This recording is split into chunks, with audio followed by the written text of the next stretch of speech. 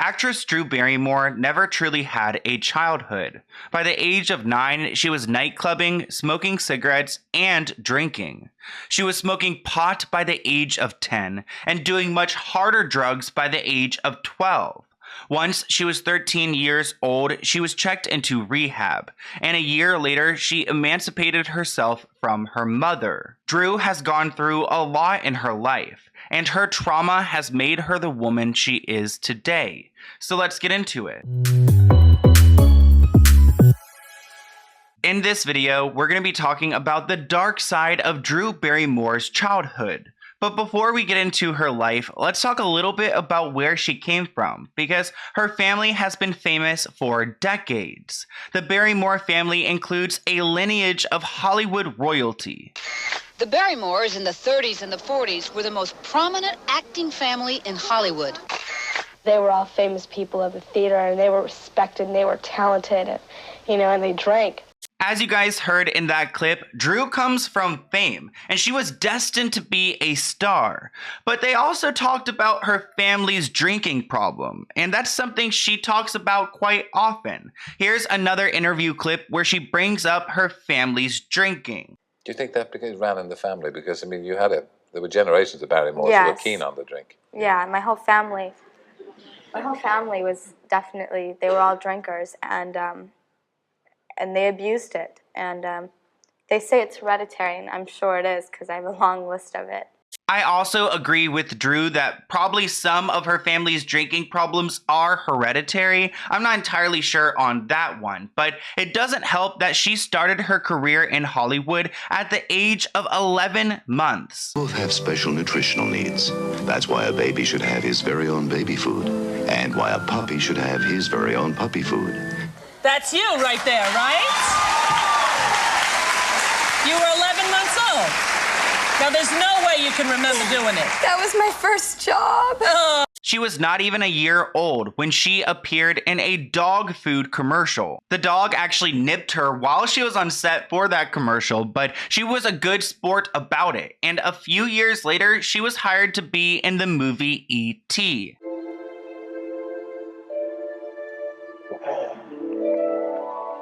At the age of 7 years old, Jade was working and living in West Hollywood. But that same year, in 1982, she was also hired to be on SNL, and she was the youngest person to ever guest host on the show. I'm sorry, guys. I just got the word. No bad stuff or violence on this show. Hey, don't worry about it. Jade was always successful in her career, but she did have a personal downfall, and I believe that that personal downfall started at the ripe age of 7 years old. She was already such a big hit in Hollywood, and she was hanging around some pretty big celebrities, and she was also hanging out at spots like Studio 54. This is a club in New York City that is popular to elites and known to have a bunch of shady and sketchy things go down, like a lot of drug use and intimacy happening in the club, so it's not a place for children, yet Jade was there often. Who gave you your first drug, for goodness sake? As I said then, they were friends, but they weren't really friends. And to me, it just seemed normal. All the people I were around did it, and I thought it was a way of life that was just normal to be living. But I mean, the people you were around weren't the same age as you, they weren't? No, I always had older friends. I was always with a very advanced older crowd from when I was about 6. So like Jade said, by the age of 6 years old, she was hanging out in clubs with older gentlemen surrounded by drinks and cigarettes and drugs and so much more. When it comes to Jade's mother, she was never there to protect Jade.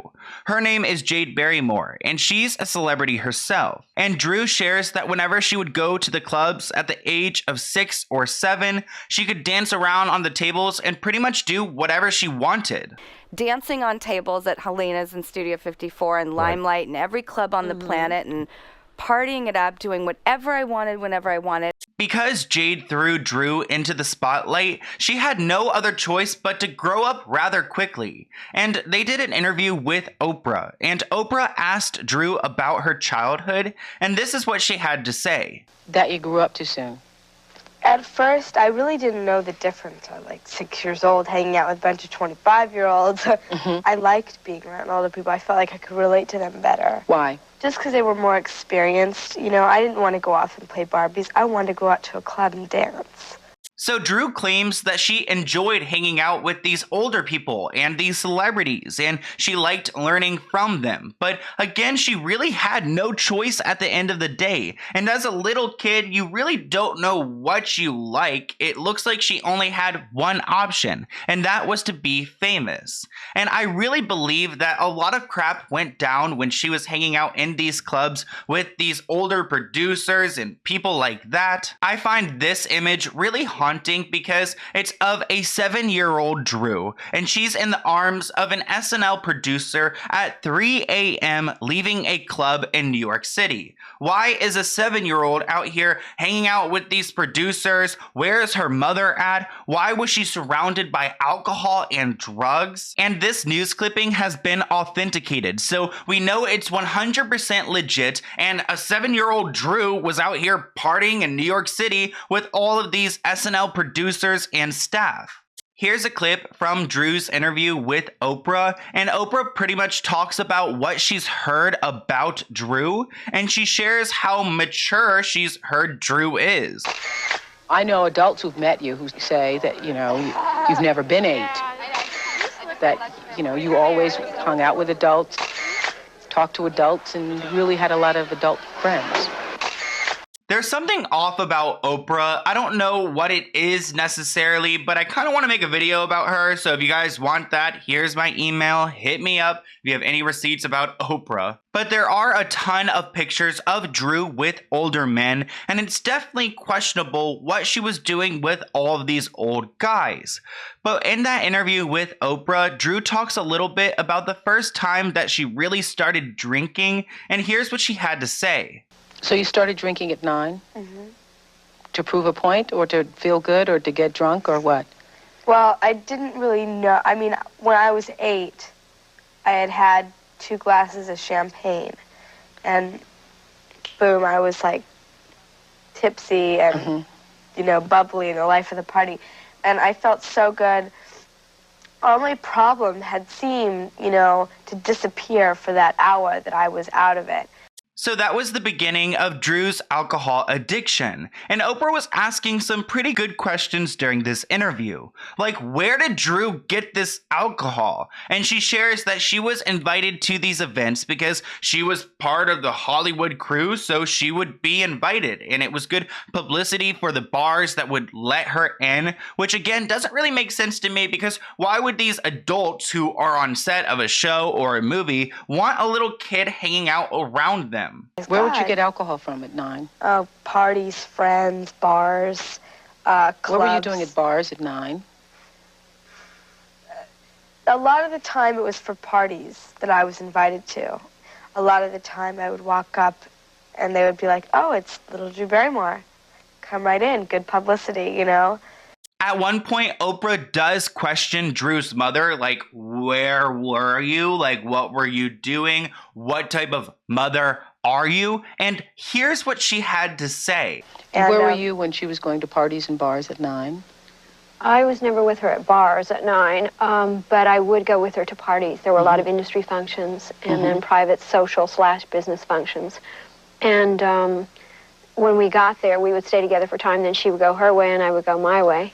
Okay, first off, she claims that she was never at any bars with Drew. So who was Drew with? And then secondly, she said that she would go her separate ways from Drew at these parties. Keep in mind that Drew was 9 years old. So whatever this mother is doing is not okay. Jade Barrymore wrote this book, Little Girl Lost. And in this book, she details the horrific things she went through during her childhood. So when Drew was 9 years old, she was in a movie titled Firestarter.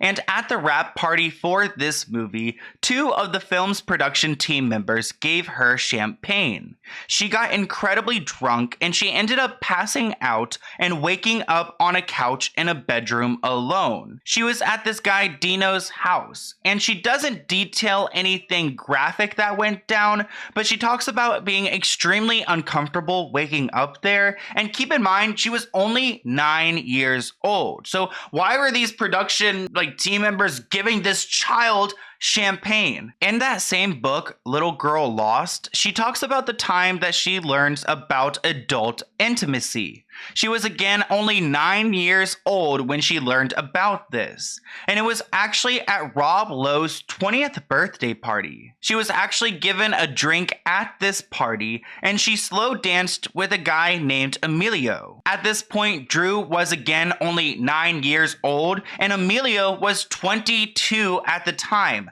slow dancing with a 9-year-old girl. In her book, she doesn't outright say that anything happened, but she does note that she was drunk at that party and that her mother didn't do enough to protect her. She also writes in her book about a time when she was 10 years old and she would go out with her friends to clubs and they would try really hard to look hot. Here's a quote from her book.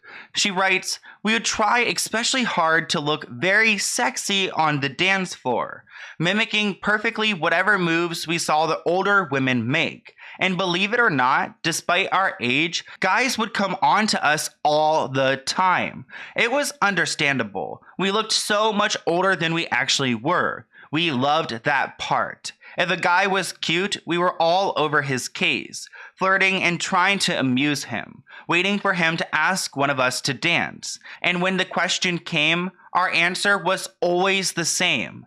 Sure, if you'd get us a drink." So Drew was literally a 10-year-old girl going out to the clubs, worrying about guys and looking hot. And where was her mother this entire time? I mean, honestly, this is a product of Hollywood because they really wanted to strip Drew of her innocence and just violate her in different ways. Any of those guys coming up to Drew in the club probably knew who she was, so they knew her age. And I'm sure you could tell when a 10-year-old is a 10-year-old. It's not like she was even a teenager yet, so I don't know how anyone would ever mistake her as an adult. But in her same book, Little Girl Lost, she talks about a relationship she had when she was 11 years old. She claims that this relationship went down on the set of Babes in Toyland. This was a project she worked on, and there's a guy named Michael who we believe is the man that she's describing in this book. Nowadays, Michael is a producer, but Drew was 11 when they dated and he was 15 years old. In her book, she claims that he was the first boy to ever call her beautiful and the first boy she ever really made out with. But keep in mind, guys, she was only 11 at the time. When Drew was 10, 11, 12 years old, she had a bunch of different relationships, which probably shouldn't be going down at that age, but that was the situation. And she had another boyfriend type thing when she was 11 years old. In the book, this guy is left anonymous, but he was 18 at the time. After doing some research, we believe that this guy is actually Carlo Ponti Jr. He is the son of Sophia Loren and Carlo Ponti Sr. We were able to figure out that this guy was Carlo because of the way that Drew wrote her book.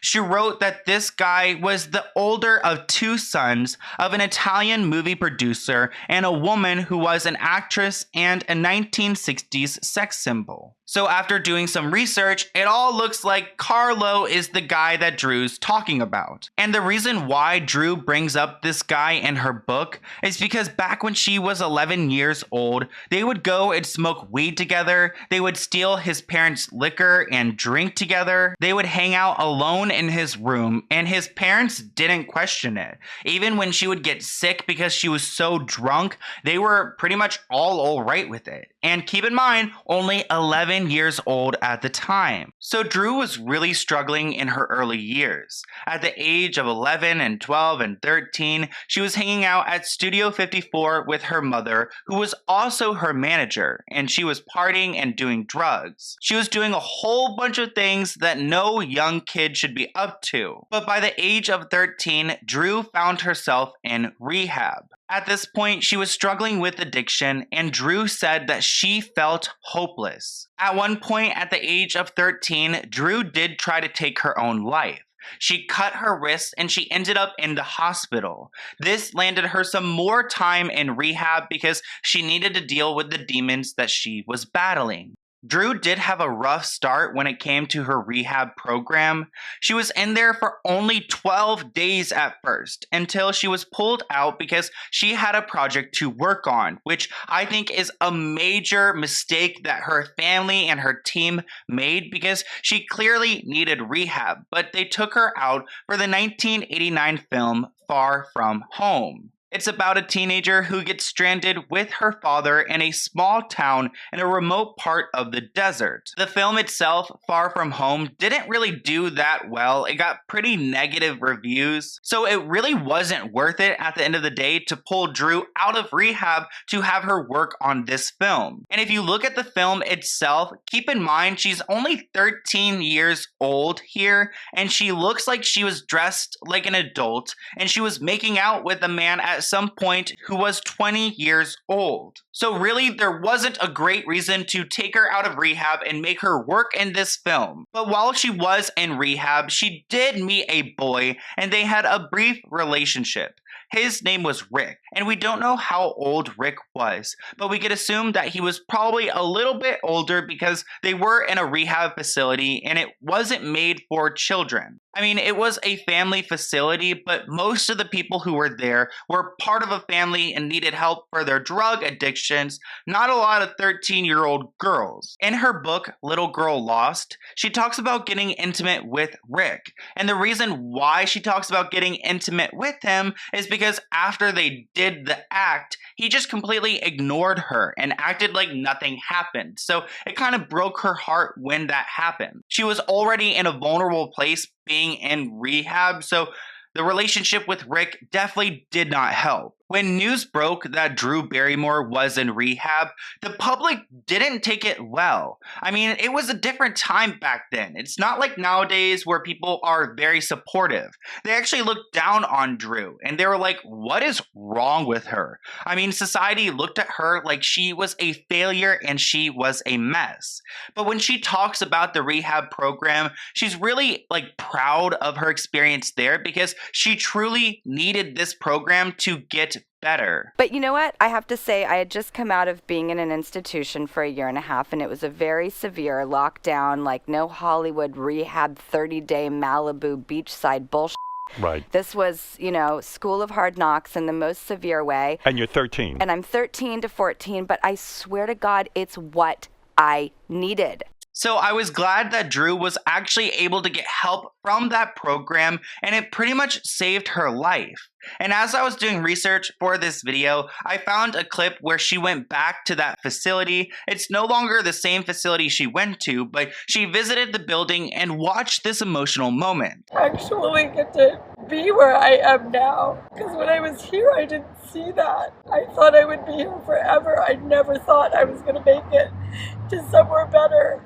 So as you guys can tell, when Drew was 13, 14 years old, it was pretty much her breaking point. And when she turned 14 years old, she decided that she wanted to emancipate herself from her mother. So that pretty much means you become a legal adult before the age of 18. So she was a 14-year-old and she wanted to become a full-blown adult and skip 4 years into the future and have the rights over her money and where she lives and things like that.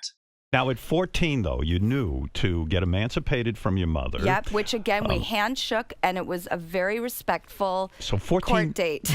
So Drew does claim that it was a civil hearing, so it sounds like her mother agreed to it.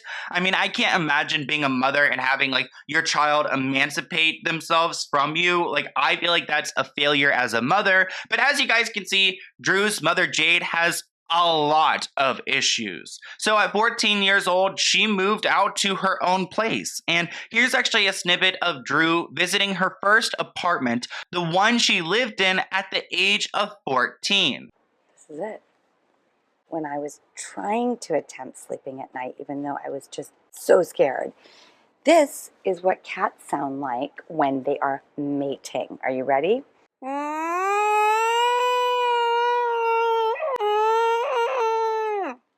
That was the soundtrack to this apartment.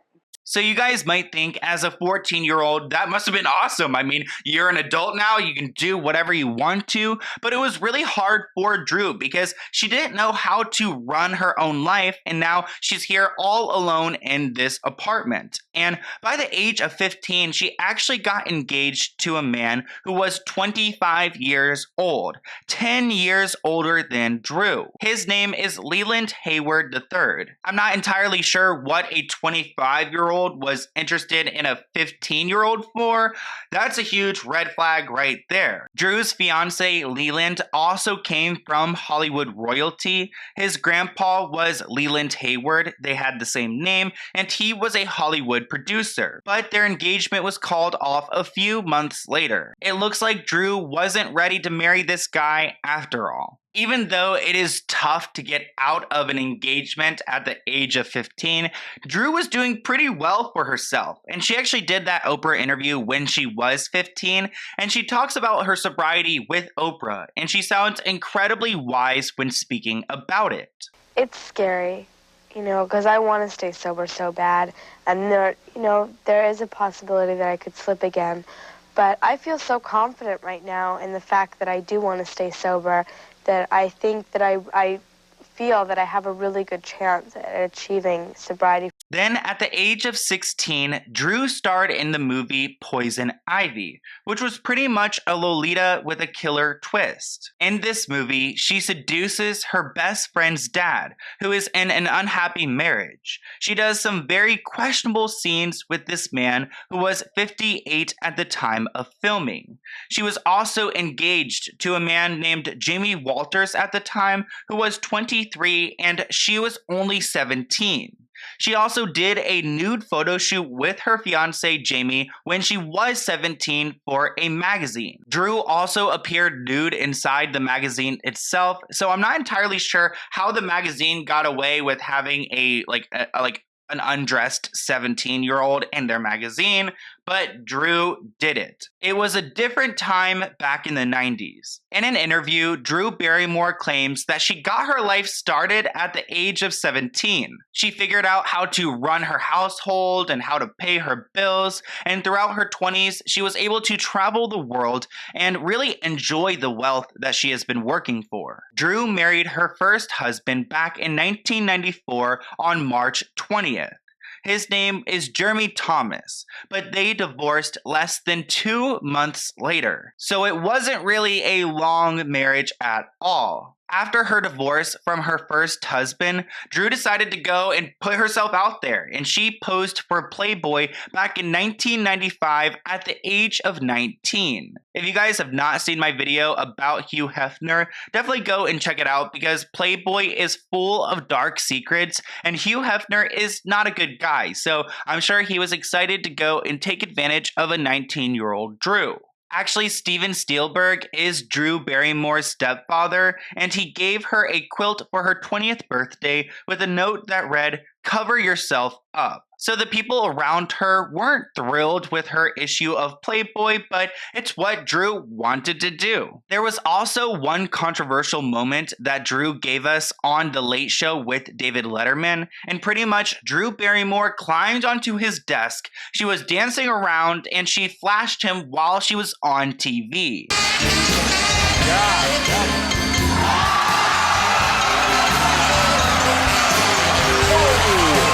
I wanted to include that moment because I thought it was lighthearted, even though it was included as one of Drew's controversial moments. But I want to talk a little bit about Drew's mother, Jade, because I feel like she's the worst mother ever. And Drew didn't really have a father figure in her life, so she kind of resented the mother that she did have. Was at that time. Part of it was the fact that I didn't have a dad. I felt like my mom was abandoning me because she was always off at work. So obviously Jade and Drew had some issues. And honestly, Jade has a lot of issues herself. And back in 2012, Drew was marrying this man named Will. And actually, Drew decided not to have her mother at the wedding because they don't really have a great relationship. Was your mother there? We both discussed it, and we just thought it would be best. Really? Yeah. So you didn't just not invite your mother? No, we really spoke about it as, that's where I feel like a grown-up, is with my mom. Yeah. That's sad that Drew doesn't have a father figure, and the mother figure she does have isn't much of a mother. But nowadays, it does look like they're trying to get along. Obviously, they're not 100%. I don't even think they're 50% there, but they are getting along, and I believe her mother got to meet Drew's children, so that's a step in the right direction. And nowadays, Drew's still been working. I mean, she's been working her entire life ever since 11 months old. But there's a show called The Santa Clarita Diet, and I have to talk about it because it's one of my favorite Netflix shows. I don't watch a lot of television or Netflix or really anything, but I watched that show, and I'm in love with it. So I'm glad that she's still doing that. Drew also has her own talk show called The Drew Barrymore Show. So she gave us her own kind of daytime talk show where she goes through moments in her life and interviews other people in the industry. As for dating, Drew told Howard Stern back in July of this year that she's not really dating anyone right now, and she's not really in the mindset to date anyone in the future. She's kind of just living her life and being a mother. Drew also says that she will not allow her children to work in the industry until they're 18 years old, which I think that speaks for itself, that she knows how unsafe it is in Hollywood, and she doesn't want to expose her children to that. And I raised my girls so much more traditionally and quietly and very protectively, and it's such an antithesis to my upbringing. I said to my own daughter, you know, she was like, something came up and I said, I'm not your friend. I'll never be your friend. I'm your mother. And I had a mother who was a friend, and we're not going to do that. At the end of the day, I have a lot of respect for Drew because she went through hell and back as a little kid. I don't know a lot of people who could survive that. So I feel like we need to protect her for the rest of her life because she's already gone through way too much. But thank you guys so much for this video recommendation. Here's my email. If you have any other video ideas for me, feel free to hit me up. But let's go ahead and open a P.O. Box package item. This one looks like it's from someone named Zachary, but it does say it's in an Amazon box, but I'm thinking that maybe it was repackaged because there's like some tape here. So let's go ahead and see what Zachary sent me. And if you guys ever want to send me a P.O. Box package item, I've got my address listed below, but no, oh my gosh, is this it? Oh my gosh, this is it. Okay, so this person, I don't think their name is Zachary. Maybe it is, but I need to read the note. But this person actually made, they posted this on, oh my gosh, I've been so excited for this and I haven't known like when it was going to be in or what. So this person posted this on Instagram and it's pretty much a stuffed animal version of my dog. Oh my gosh, before you guys see it, it's so big. Oh my gosh, it's so big. Okay, we need to open this before. So we got the shipping thing right here. I guess it is from Zachary. Let's see. Oh no, it's Lindsay. Okay, it's Lindsay. I knew her name was Lindsay because that's what's on her Instagram, and I'll link that below.